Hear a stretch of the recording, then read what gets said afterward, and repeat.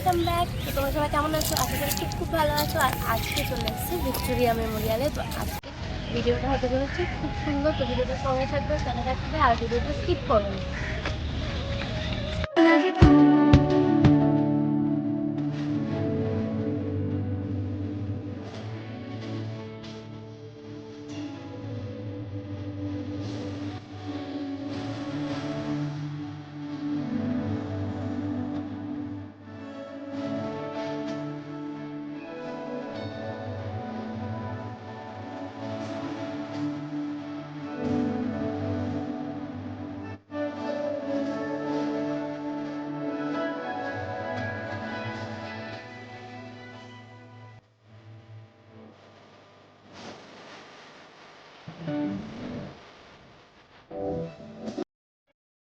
দেখো, ভিক্টোরিয়ার ভেতরের দিকটা আমরা এখন ঢুকবো।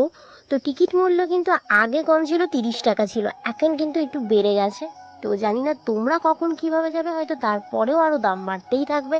কারণ আমাদের ঐতিহাসিক ঐতিহ্যর জায়গা, সেই জায়গাটা দেখার জন্য আমাদের যতটাই পরিমাণে টিকিট মূল্য হোক না কেন আমরা সবাই যাব। কিন্তু ভিক্টোরিয়ার পিছন সাইডটা কিন্তু আর আমাদের ঐতিহ্যর জায়গা নেই, সেটা কিন্তু হয়ে গেছে একদম কাপলদের সেরা জায়গা।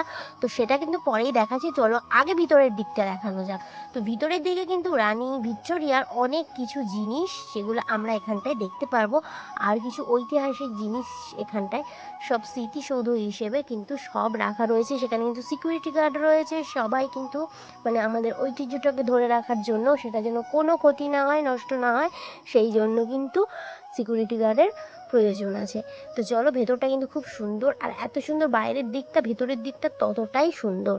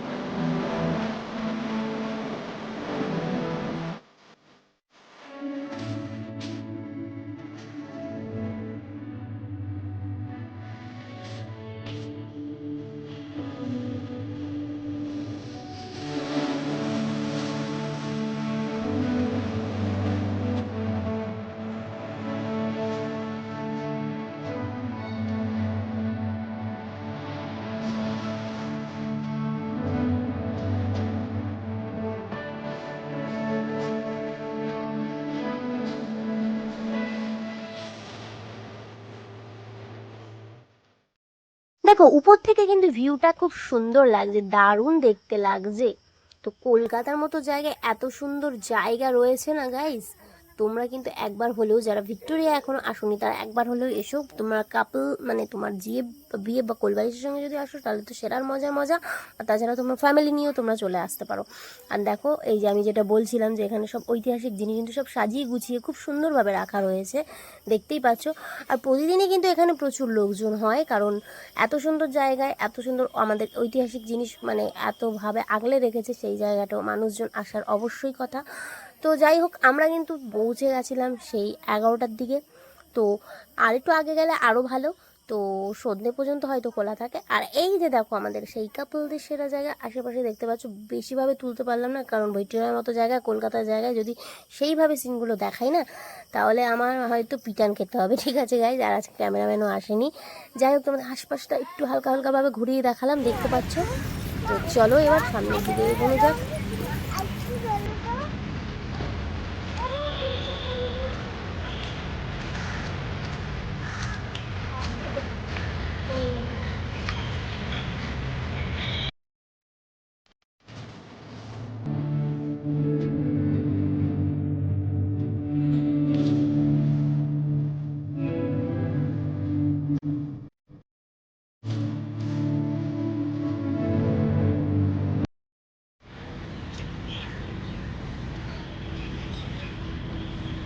তো গাইস, আজকে এসেছিলাম ভিক্টোরিয়া মেমোরিয়ালে। তো আজকে আমার যা সেম প্রবলেম, আজকে কিন্তু আমার ক্যামেরাম্যান আসেনি, আর ওই জন্য ক্যামেরা সেভাবে ভালোভাবে ধরাও হয়নি।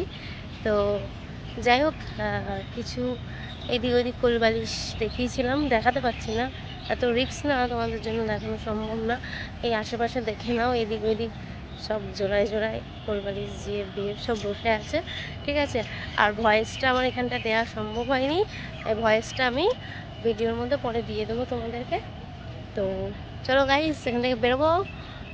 ভিডিওটা জানি ভালো হয়নি, যদি একটু ভালো লেগে থাকে লাইক কমেন্ট শেয়ার করে দিও। আর বাইরে বেরোচ্ছি, সেটা দেখে দিচ্ছি।